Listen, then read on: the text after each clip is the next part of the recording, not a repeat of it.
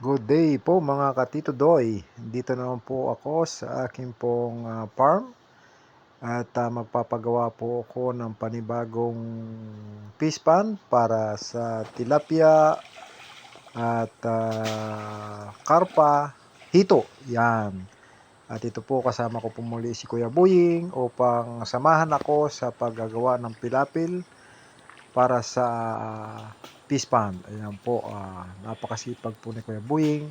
Siya po ang lagi-lagi kong kasakasama sa pagtatambak ng pilapil. Ayan po, at sundan niyo po ako at sa susunod ng ating pong pag-pipispan ay makaharvest tayo na maganda. Ayan po, at nilagyan ko na ng mga tamburong para daluyan ng tubig palabas at papasok dito sa aking farm. Ayan po, malaki yan.